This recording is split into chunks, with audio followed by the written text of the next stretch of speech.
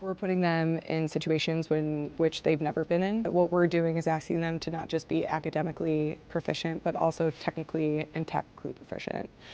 So putting both of those things together, especially with, tying 15 knots and having to learn them within the first 6 days of them being here is pretty difficult. Learning all the knot systems over roughly a 5-day period, extremely difficult, but we got through it. I have not done anything like this before. It's definitely been a challenge, but a challenge in one of the best ways.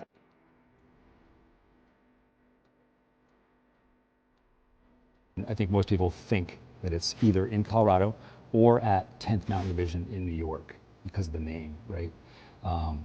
But this school has been here for 40 years, and we have every training site within 2 miles or 3 miles from here.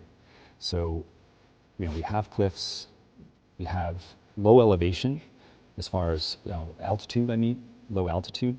So there's no acclimatization needed. We're in Colorado, that might be an issue. Same thing with the Marine Corps school. They're at what's considered a medium altitude, so you have to acclimatize when you get there. Here you don't have to. Some would say that's an important part of mountaineering, but for a 2-week class, it's just more compact. Everything's right here, one-stop shop.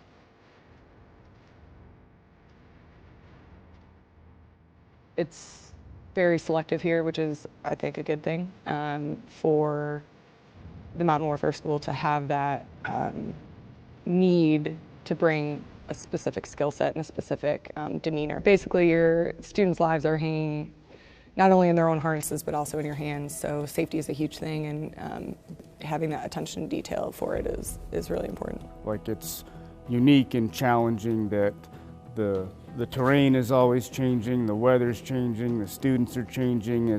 I'm working with a different team of instructors from year to year. It's a constant struggle to try to manage risk while at the same time putting out the best possible product for the students and thinking about the best way to promote learning, and that requires us to be pretty dynamic in our approach. I think it's that challenge is what really draws me in to working here.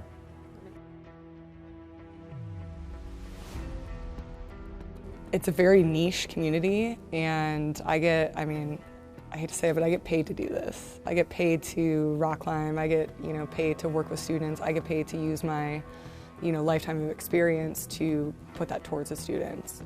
I also get to do it with some of the best in the world, so it's really cool to be here and do that.